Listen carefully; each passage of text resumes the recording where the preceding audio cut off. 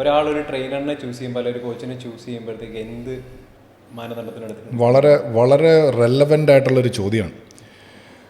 ഞാൻ എൻ്റെ കാര്യം തന്നെ ഒരു എക്സാമ്പിളായിട്ട് പറയാം. ഇൻസ്റ്റാഗ്രാമിൽ പൈസ കൊടുത്ത ഞാൻ പറഞ്ഞു, ഇൻസ്റ്റാഗ്രാമിൽ പൈസ കൊടുത്താൽ നമുക്ക് ഫോളോവേഴ്സിനെ കൂട്ടാൻ പറ്റും. പല രീതിയിൽ നമുക്ക് ഫോളോവേഴ്സിനെ കൂട്ടാം. ബ്ലൂടിക്ക് വരെ നമുക്കിപ്പോൾ ക്യാഷ് കൊടുത്താൽ നമുക്ക് മേടിക്കാം. പിന്നെ നമ്മുടെ അത് പിന്നെ എന്താ പറയുക, ഇൻസ്റ്റാഗ്രാം തന്നെ അലോ ചെയ്ത് കൊടുത്തിരിക്കുന്നതാണ്. ഇൻസ്റ്റാഗ്രാമിൻ്റെ അടുത്ത് മെറ്റന്ന് തന്നെയല്ലേ നമ്മൾ പൈസ കൊടുത്തിട്ട് നമ്മൾ മെറ്റ വെരിഫിക്കേഷൻ നമ്മൾ എടുക്കുന്നത്. ഇതിൻ്റെ ഇടയിൽ ഊടായ്പകളായിട്ട് നിങ്ങളുടെ എന്താ പറയുക പേജിന് വെരിഫിക്കേഷൻ തരാം, അല്ലെങ്കിൽ നിങ്ങളുടെ പേജിന് ഇത്ര ഫോളോവേഴ്സിനെ കൂട്ടിത്തരാമെന്ന് പറഞ്ഞ് വരുന്ന കുറേ പേരുണ്ട്. കുറേ പേര് ഫോളോവേഴ്സിനെ പൈസ കൊടുത്ത് മേടിക്കുന്നവരുണ്ട്. ഭയങ്കര ക്രെഡിബിലിറ്റിയോട് കൂട്ടിയിട്ട് ഇൻസ്റ്റാഗ്രാമിൽ കിടന്ന് വീരവാദം മുടക്കുന്ന ഒരുപാട് ആൾക്കാരുടെ പ്രൊഫൈൽ എനിക്കറിയാം. ഈ പൈസ കൊടുത്ത് മേടിച്ചേക്കുന്നതല്ലാത്തതൊക്കെ. എനിക്ക് യൂട്യൂബിൽ 6,20,000 സബ്സ്ക്രൈബേഴ്സ് കഴിഞ്ഞെന്ന് എനിക്ക് തോന്നുന്നു. 500,000 കഴിഞ്ഞു. എനിക്ക് ഇൻസ്റ്റാഗ്രാമിൽ ഇന്നേ വരെ 100K ആയിട്ടില്ല. ഇപ്പോഴും ഞാൻ 99 നിന്ന് കറങ്ങുന്നതേ ഉള്ളൂ. അതേ പറഞ്ഞു, ഇന്ന് ഞാൻ ഇപ്പോഴും 99 നിന്ന് കറങ്ങുന്നതേ ഉള്ളൂ. അറ്റ് ദ സെയിം ടൈം എനിക്ക് 500,000 കഴിഞ്ഞ് 6,20,000 ഫോളോവേഴ്സ് സബ്സ്ക്രൈബർ എങ്ങാണ്ടായി യൂട്യൂബിൽ. അപ്പോൾ എനിക്കും വേണേൽ ചിന്തിക്കാം, ഈ ഇൻസ്റ്റാഗ്രാമിൽ എൻ്റെ ഫോളോവേഴ്സ് കുറഞ്ഞിരിക്കുന്നതിന് ഇനി ആൾക്കാർ എനിക്ക് വില തരില്ലേ, എൻ്റെ അടുത്ത് ക്ലയൻസ് എൻ്റെ അടുത്ത് വരില്ലേ, അത് കാരണം കൊണ്ട് കുറച്ചാണതിനെ കാശ് കൊടുത്ത് മേടിച്ചേക്കാം. എനിക്കും ചിന്തിച്ചൂടെ? ഇങ്ങനെ ആൾക്കാരെ പറ്റിക്കാനായിട്ട് കുറേ എണ്ണം കാശ് കൊടുത്ത് മേടിച്ചേക്കുന്നവരുണ്ട്. അതിലുള്ള പല ആൾക്കാരെ എനിക്കറിയാം. അത് തിരിച്ചറിയാനായിട്ട് പല മാർഗങ്ങളുമുണ്ട്. ഒന്ന്, കയറി അവരുടെ ലൈക്ക് നോക്കിയാൽ മതി. ഇപ്പം ഞാനും എൻ്റെ വൈഫും കൂടെ നിൽക്കുന്നത് തന്നെ കയറി നോക്കുകയാണെന്നുണ്ടെങ്കിൽ 10,000-3,000 ലൈക്കോ 5,000 ലൈക്കോ ഒക്കെ കാണുമായിരിക്കും. അറ്റ് ദ സെയിം ടൈം തന്നെ ഈ പറയുന്ന 100K 150K എന്നൊക്കെ പറഞ്ഞുള്ളവരുടെ കയറി നോക്കി കഴിഞ്ഞാൽ 14 ലൈക്ക് 13 ലൈക്കൊക്കെ ആയിരിക്കും. ഇനി ചിലരെന്ത് ചെയ്യും, അതും മനസ്സിലാക്കിയിട്ട് ഈ ലൈക്ക് ഓഫ് ചെയ്തിടും. അപ്പം ലൈക്കിൽ കൂടെ നമുക്കറിയാൻ പറ്റില്ല. അതിനെ തിരിച്ചറിയാനായിട്ട് പിന്നെ ഒരു മാർഗമുണ്ട്. ചില സമയത്ത് ഈ പറയുന്ന വലിയ എന്താ പറയുക ഭയങ്കര സംഭവമായിട്ട് നിൽക്കുന്ന ആൾക്കാർ ലൈവിൽ വരും. വെറും 99K ഫോളോവേഴ്സ് ഉള്ളൂ എനിക്ക്. ഞാൻ ലൈവിൽ പോകുമ്പം ഓൺ ആൻഡ് ആവറേജ് ഒരു 250+ വ്യൂസ് ആൾക്കാർ എപ്പോഴും ലൈവിലുണ്ടാവും. അതിങ്ങനെ കയറി ഇറങ്ങുന്നത് 475 പേര് വരെ എൻ്റെ ലൈവിൽ വന്നിട്ടുള്ള സമയമുണ്ട്. ഏറ്റവും പീക്ക്, നമുക്ക് പീക്ക് കാണാൻ പറ്റില്ല, ഏറ്റവും പീക്ക് 475 പേര് വന്നേക്കുന്ന സമയമുണ്ട്. അറ്റ് ദ സെയിം ടൈം തന്നെ ഈ 100K എന്നും 70K എന്നും 80K എന്നും പറയുന്ന ആൾക്കാരുടെ ലൈവ് പോകുന്ന സമയത്ത് ചെന്ന് കഴിഞ്ഞാൽ 35 പേര് 40 പേരൊക്കെ അങ്ങേയറ്റമാണ്. അപ്പോൾ എന്തിനാണ് ഈ പണി കാണിക്കുന്നത്? ഈ ഇല്ലാത്ത സാധനം ഉണ്ടാക്കി കാണിക്കേണ്ട കാര്യമുണ്ടോ?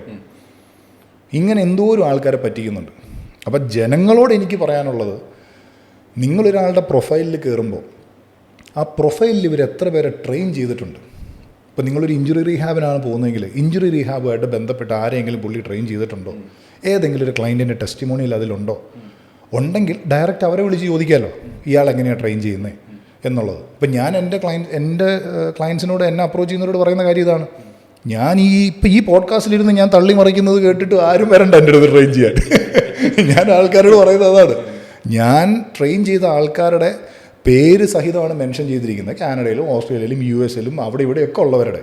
നിങ്ങൾ അവർക്ക് മെസ്സേജ് അയച്ച് ചോദിക്കുക, ഇയാൾ വല്ല സ്റ്റിറോയിഡും തന്നിട്ടാണോ ട്രെയിൻ ചെയ്യുന്നത്? ഇയാൾ വല്ല പെർഫോമൻസ് എൻഹാൻസിങ് ഗുളികകൾ നിങ്ങൾക്ക് തരുന്നുണ്ടോ?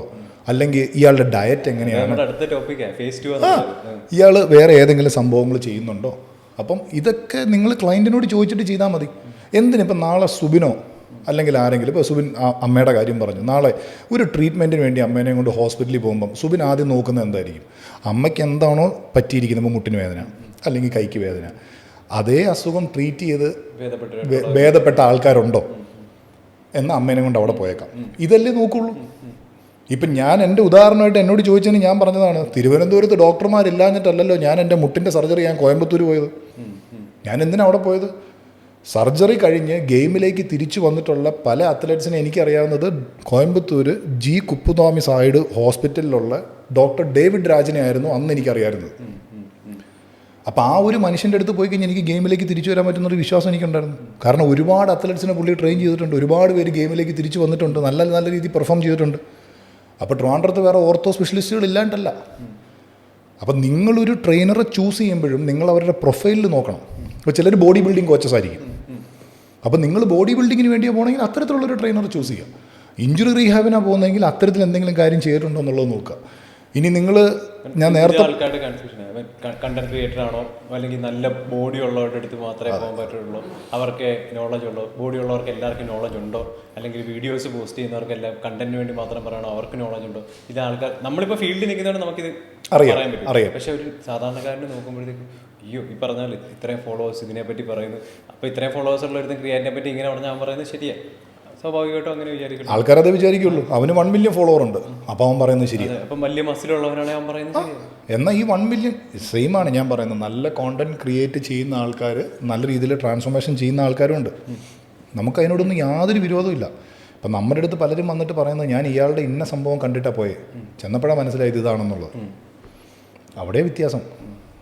അപ്പോൾ അത് കാരണം കൊണ്ട് എപ്പോഴും നമ്മളൊരു ആളെ ചൂസ് ചെയ്യുന്ന സമയത്ത് ഈ ട്രെയിനർ നിങ്ങൾക്ക് ആപ്റ്റാണോ എന്നുള്ളത് അവരുടെ പ്രൊഫൈലിൽ നോക്കുക. ഇന്നിപ്പോൾ ആ പ്രൊഫൈലാണ് നമുക്ക് ഷോക്കേസ് ചെയ്യാനുള്ളത്. അതുകൊണ്ടാണ് ഈ പുതിയതായിട്ട് വരുന്ന ഓരോ ട്രെയിനർമാരോടും ഞാൻ പറയുന്നത് പലർക്കും അവർക്ക് എന്താ വേണ്ടതെന്ന് അവർക്ക് അറിയില്ല. അതാണ് വേറൊരു കാര്യം. ഈ ചെല്ലുന്ന ട്രെയിനർ അത് എഡ്യൂക്കേറ്റ് ചെയ്യാൻ ശ്രമിക്കണം, പക്ഷേ ഇവിടുത്തെ പല ട്രെയിനേഴ്സ് അത് ചെയ്യില്ല. അല്ല, അതാ ഞാൻ ട്രെയിനർമാരോടും എനിക്ക് പറയാനുള്ളത്. അതുകൊണ്ടാണ് ഞാൻ നേരത്തെ പറഞ്ഞു ഓരോ ട്രെയിനേഴ്സിനും ഒരു സൈഡ് മാത്രം നമുക്ക് അതെ അതുകൊണ്ടാണ് ഞാൻ പറഞ്ഞു ഓരോ ട്രെയിനേഴ്സിനോട് എൻ്റെ റിക്വസ്റ്റ് ആയിട്ട് ഞാൻ പറഞ്ഞതാണ്, നിങ്ങൾക്ക് ബിസിനസ് കൂടുതൽ കിട്ടണോ, നിങ്ങൾക്ക് ശമ്പളം കൂടുതൽ കിട്ടുന്നില്ല, എനിക്ക് പൈസ ഉണ്ടാക്കാൻ പറ്റുന്നില്ല എന്ന് എന്തുകൊണ്ടാണ് അങ്ങനെ പറയുന്നത്? നിങ്ങളിങ്ങനെ ഇപ്പോഴും ചപ്പാത്തിയുടെയും ഓട്സിൻ്റെയും മറ്റേ ചോറിൻ്റെയും പുറകെ നടക്കുകയാണ്. അതിന് പകരം നിങ്ങൾ 4 പേരെ ട്രെയിൻ ചെയ്യും, അവരിൽ എന്തെങ്കിലും ചേഞ്ചസ് ഉണ്ടാവും, അത് നിങ്ങളെടുത്ത് പോസ്റ്റ് ചെയ്യും. ഇപ്പം മമ്മൂട്ടി മോഹൻലാലും വന്നിട്ട് പറയുകയാണ് ഇന്നേ വരെ ഒരു പടത്തിൽ ഒരു പടം പോലും പുറത്തിറങ്ങിയിട്ടില്ല, ഞാൻ ഇന്ത്യ കണ്ട ലോകം കണ്ട ഏറ്റവും വലിയ നടനാണ്, പക്ഷെ എൻ്റെ ആ പടം പെട്ടിയിലിരിക്കുക എന്ന് പറഞ്ഞാൽ ആരെല്ലാം അംഗീകരിക്കുമോ? ഷോക്കേസ് ചെയ്യാൻ സാധനം വേണ്ടേ? ഇതെൻ്റെയാണ്, ഈ പടം വരച്ചത് ഞാനാണ്, അല്ലെങ്കിൽ ഇതാണ് എൻ്റെ സാധനം. അതിന് നമുക്ക് എന്ത് വേണം? ആദ്യം ചുമരുണ്ടെങ്കിൽ ചിത്രം എഴുതാൻ പറ്റുമോ, വരയ്ക്കാൻ പറ്റുള്ളൂ എന്ന് പറഞ്ഞാൽ നല്ല ക്ലയൻസിനെ, നല്ല ഡെഡിക്കേറ്റഡുള്ള ക്ലയൻസിനെ കിട്ടണം. അപ്പം കഴിവതും ക്ലയൻസിനെ ട്രെയിൻ ചെയ്യാൻ നോക്കണം. 10-20 ക്ലയൻസിനെ നിങ്ങൾ ട്രെയിൻ ചെയ്യുമ്പോൾ അതിൽ നിങ്ങൾക്ക് 4-5 നല്ല ക്ലയൻസിനെ കിട്ടും. ആ കിട്ടുന്ന ഡെഡിക്കേറ്റഡ് ആയിട്ടുള്ള ക്ലയൻസിൻ്റെ ട്രാൻസ്ഫോർമേഷൻസ് വെച്ച് വേണം നമ്മൾ ബിസിനസ് ഡെവലപ്പ് ചെയ്യാൻ. ഇവിടെ അതല്ല ചെയ്യുന്നത്. ഇവിടെ എല്ലാവർക്കും വേണ്ടത് കുറേ ഫോളോവേഴ്സും കുറേ ലൈക്കും. എന്നിട്ട് എൻഡ് ഓഫ് ദി ഡേ ഈ പകുതി കൂടുതൽ ട്രെയിനർമാരും ഒരു 3 കൊല്ലം 4 കൊല്ലം കഴിയുമ്പോഴത്തേക്ക് വരെ പണി ഉപേക്ഷിച്ച് പോകും. കാര്യം എൻ്റെ എത്തുമ്പോൾ പൈസ വേണ്ടേ? ഇതെവിടുന്ന് വരും? എൻഡ് ഓഫ് ദി ഡേ ഇതൊരു ബിസിനസ് ആണല്ലോ, എല്ലാ പണി ഇതിനകത്ത് പറ്റും. എന്നിട്ട് അവസാനം നടക്കാതെ നിർത്തിപ്പോവും. അപ്പം ട്രെയിനേഴ്സ് ബിസിനസ് കൂട്ടണം എന്നുണ്ടെങ്കിൽ ഞാൻ ഈ പറഞ്ഞ കാരണം ഞാൻ അങ്ങനെയാണ്, എല്ലാവരുടെയും കാര്യം എനിക്കറിയില്ല കേട്ടോ, ഞാൻ ആ രീതിയിലാണ് വന്നത്. അതേപോലെ തന്നെ ഒരു ട്രെയിനറെ ചൂസ് ചെയ്യുന്ന സമയത്ത് ആൾക്കാർ ശ്രദ്ധിക്കേണ്ട കാര്യം ഇതാണ്, അവർക്ക് അവരുടെ പ്രൊഫൈലിൽ എന്തെങ്കിലും ഉണ്ടോ, അല്ലാതെ ഫോളോവേഴ്സിനെ മാത്രം നോക്കി കയറി കണ്ടിട്ടോ ഒന്നും കാര്യമില്ല. കാര്യം കോണ്ടന്റ് ക്രിയേഷൻ ഈസ് എൻ്റെ ഡിഫറെൻ്റ്. അതാണ് ഞാൻ നേരത്തെ പറഞ്ഞത്, ഫുഡ് വ്ളോഗറും ഷെഫും തമ്മിൽ ഭയങ്കര വ്യത്യാസമുണ്ട്. കാരണം അതുകൊണ്ടാണ് പറഞ്ഞത് ക്രിയാറ്റിനെ പറ്റിയിട്ട് പഠിച്ചിട്ട് ക്രിയാറ്റിൻ ഇങ്ങനെയാണെന്നെങ്കിരുന്ന് പറയും. പക്ഷേ ഒരു ക്ലയൻറ്റിനെ നാളെ കിട്ടിക്കഴിഞ്ഞാൽ അയാളുടെ ബ്ലഡ് റിപ്പോർട്ട് നോക്കി കഴിയുമ്പം ഇയാൾക്ക് ക്രിയാറ്റിൻ കൊടുക്കാൻ പറ്റുമോ? അല്ലെങ്കിൽ കൊളസ്ട്രോളിനെ പറ്റിയിട്ട് ഇരുന്ന് നല്ല ഡയലോഗ് അടിക്കും, ചപ്പാത്തി അങ്ങനെയാണ്, ഫാറ്റ് ഇങ്ങനെ എടുത്താൽ കൊളസ്ട്രോൾ വരും, അല്ലാതെ അങ്ങനെയാണ് ഇങ്ങനെയാണ്. ഈ വന്ന ക്ലയൻറ്റിൻ്റെ കൊളസ്ട്രോൾ ഇത്രയുണ്ട്, ഇയാൾക്ക് എന്ത് ഡയറ്റ് കൊടുക്കും? അല്ലെങ്കിൽ ടൈപ്പ് 1 ഡയബറ്റിക് ഇങ്ങനെ, ടൈപ്പ് 2 ഡയബറ്റിക് ഇങ്ങനെയാണെന്ന് പുസ്തകത്തിലോ ഗൂഗിളിലോ തപ്പിയത് അതേപോലെ തന്നെ വന്നിരുന്ന് കുറേ വെടിയും പുകയൊക്കെ വെച്ച് നല്ല സെറ്റപ്പൊക്കെ വെച്ച് വീഡിയോ റീലെടുത്തിടാം. പക്ഷെ അങ്ങനെ ഒരു ക്ലയൻറ്റിനെ ട്രാൻസ്ഫോം ചെയ്ത് എന്നെങ്കിലും ജീവിതത്തിൽ ഒരു ക്ലയൻറ്റിൻ്റെ ഫാസ്റ്റിംഗ് ബ്ലഡ് ഗ്ലൂക്കോസോ അല്ലെങ്കിൽ ഒരു ക്ലയൻറ്റിൻ്റെ HbA1c ഒന്ന് കുറച്ച് ജീവിതത്തിൽ ഒരു ക്ലയൻറ്റിനെ മാറ്റിയിട്ടുണ്ടെങ്കിലല്ലേ ഈ പറയുന്ന ആൾക്ക് അതിനകത്ത് എന്തെങ്കിലും വാല്യൂ ഉള്ളൂ. അല്ലെങ്കിൽ വാല്യൂ ഉണ്ടോ? ഇല്ല. അതുപോലെ ഈ ബോഡി ബിൽഡേഴ്സിൻ്റെ അടുത്ത് ഫിറ്റ്നസ് ട്രെയിനിങ്ങിന് പോകുന്നവരോട്, കാരണം ഇപ്പം ഞാൻ ബോഡി ബിൽഡിങ് ചെയ്തുകൊണ്ടിരുന്ന സമയത്ത് എനിക്കിഷ്ടമല്ലായിരുന്നു സത്യത്തിൽ ഈ ട്രെയിനിങ് പരിപാടി. എനിക്കിഷ്ടമാണ് കോമ്പറ്റീഷന് വേണ്ടി ചെയ്യിക്കാൻ, നമ്മുടെ കൂടെ വർക്കൗട്ട് ചെയ്യിപ്പിച്ച് അങ്ങനെ ചെയ്യിച്ചു പോകുമല്ലോ ജിമ്മിൽ തന്നെയുള്ള, അതാണ് എനിക്കിഷ്ടമുള്ള കാര്യം. അല്ലാതെ വേറൊരു സൈഡ് ഫിറ്റ്നസ് സൈഡിലോട്ട് ട്രെയിനിങ് കൊടുക്കാൻ ഇഷ്ടമല്ല. അപ്പം ഈ ബോഡി ബിൽഡർ അടുത്ത് ഫിറ്റ്നസിന് വേണ്ടി ഒരാൾ ചെല്ലുമ്പോൾ ഉഴപ്പേ അത് കാണത്തുള്ളൂ. എല്ലാവർക്കും കൊടുക്കുന്ന ഒരു പാറ്റേൺ കൊടുത്തു വിടും, ആ ഒരു സൈഡും ഉണ്ട്. അതും കോമൺ ഒരു പ്രശ്നമാണ് ഇപ്പോൾ. അല്ല, അത് ഞാൻ പറഞ്ഞില്ലേ, ഇത് അതുകൊണ്ടാണ് ഞാൻ ഈ പറഞ്ഞത്, കാരണം ഞാൻ ചെയ്തിട്ടുണ്ട്. പ്രൊഫൈലാണ് എല്ലാം.